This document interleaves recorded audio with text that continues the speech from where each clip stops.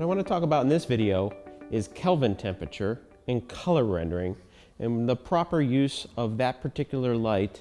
We'll call it in a white kitchen or gloss red, gray style kitchen, a color kitchen. Color rendering. Color rendering is how clear a color is at that particular color mark, but it really doesn't tell the whole picture.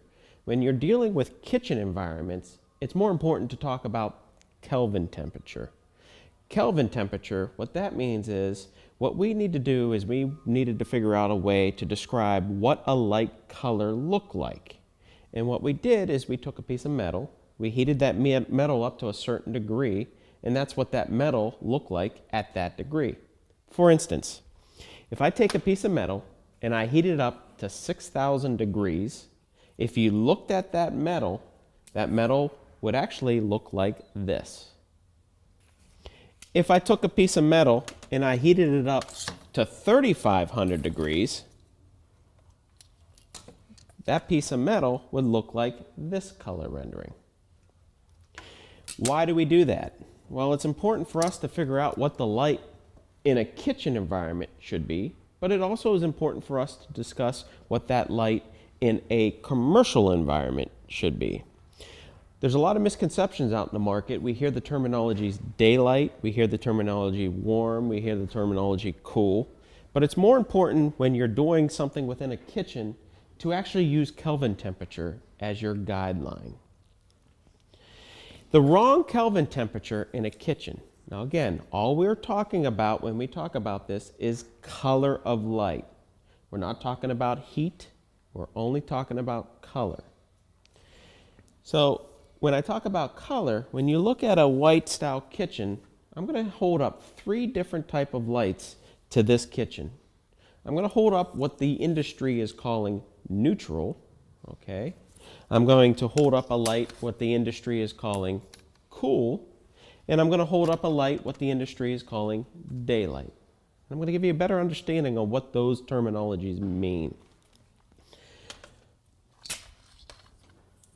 Everybody is under the assumption when they hear the words neutral that that is actually a good light for kitchen environments. When you're looking at a kitchen environment, okay, 2,700, 3,000, 3,500, 4,000, 5,000. Anything above that 3,000. 3,000 is going to be similar to what you would see in an incandescent light. The higher up you go, 4,000, 5,000, 6,000, the more whiter and then blue the light gets. The lower you go, the more orange then red that light gets. For a white kitchen, you want white light. And a lot of the things that I see in the field is somebody hears the word neutral, so they think that's just a natural light. Look what neutral lighting does at 3,500K on a white surface. It pinks it out. Look what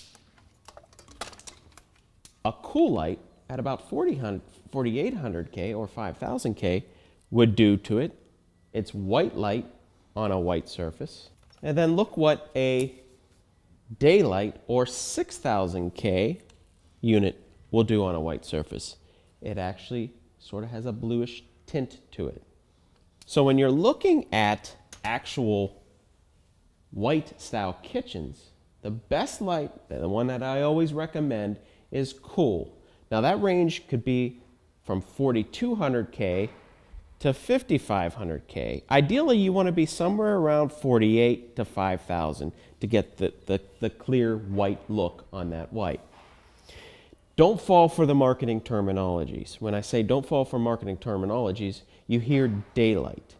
Well, the consumer might think daylight, oh, that's like natural light outside. Daylight is actually somewhere between 55, typically 55 to 6,500K. It's a blue light. Where daylight gets used is for displays. When you think of the commercial lighting applications, what we try to do with light is manipulate products to make it look a little better or more presentable for the end user to purchase that product. So when you're utilizing daylight, we use daylight over crystals, so it grabs your attention. But more so, daylight is used in jewelry stores. If you put a 6,000K daylight LED and shine it on a diamond, it can make any diamond look as clear and crisp as a $5 million diamond, and it could be a $1,000 diamond. So we utilize that daylight to pop the diamonds, to pop crystal. Where neutral gets used is typically in grocery stores.